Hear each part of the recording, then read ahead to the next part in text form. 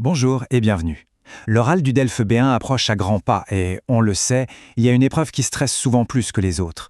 Demander et indiquer un chemin. Si c'est une source d'inquiétude, vraiment, pas de panique. On est là pour décortiquer cette compétence ensemble et être parfaitement préparé. Alors si cette question résonne un peu, sachez que c'est tout à fait normal. L'exercice d'interaction, c'est souvent ce qui intimide le plus. Mais l'objectif, c'est qu'à la fin de cette analyse, on ait tous les outils en main et surtout la confiance pour que cette épreuve devienne juste une conversation, tout simplement. Allez, on y va. Le secret, c'est de changer de perspective. Il ne faut surtout pas voir ça comme une montagne à gravir. Non. Voyons ça plutôt comme une mission. Et une mission, ça se prépare. Avec la bonne stratégie et les bons mots, c'est une mission qui est tout à fait réalisable. Et pour que ce soit bien concret, on va s'appuyer sur 3 exemples, 3 études de cas tirées de notre document de référence. On commence tout de suite avec le premier scénario qui se passe dans un endroit que tout le monde connaît bien, surtout dans les grandes villes françaises, le métro. Voilà, l'image pose le décor. On est vraiment au cœur de l'action là. Une rame de métro, on peut imaginer qu'il y a du monde, peut-être à l'heure de pointe. C'est pile le genre de situation où il faut être rapide, clair et efficace. Le contexte parfait pour notre exercice. Écoutez bien cette première phrase. Ce qui est génial ici, c'est que c'est simple et poli.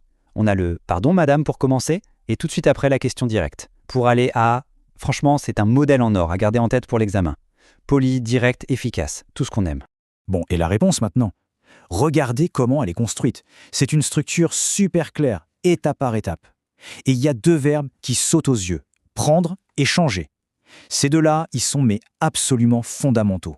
L'examinateur, il s'attend à ce qu'on les maîtrise, qu'on sache les utiliser, ou au minimum qu'on les comprenne instantanément.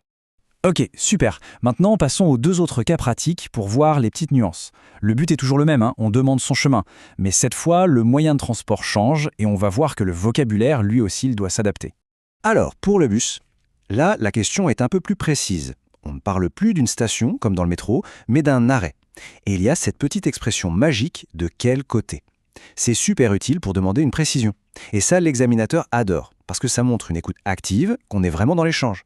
Et en voiture, hop, la formulation évolue encore. On peut utiliser « je cherche », ce qui est une très très bonne alternative à « pour aller à ».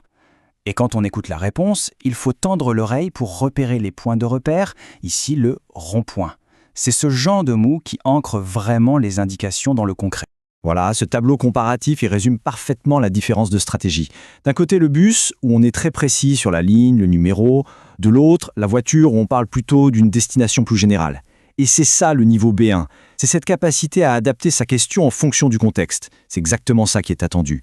Bon, on arrive maintenant au cœur du sujet. On va se construire une petite boîte à outils sur mesure. Pour ça, on va piocher dans la section « Comment le dire » du document. Ce sont vraiment les phrases clés à avoir dans sa poche pour se sentir à l'aise en toutes circonstances. On commence par la base de la base, le couteau suisse de la demande de direction. Pour aller à.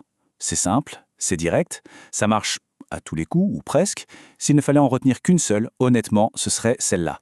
Et puis, il y a ces 2 questions qui sont de vrais alliés. C'est de quel côté et c'est dans quelle direction.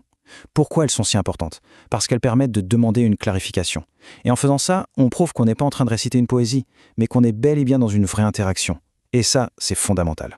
Ah, et un petit conseil pratique, une sorte de tuyau tiré directement de la remarque sur le vocabulaire.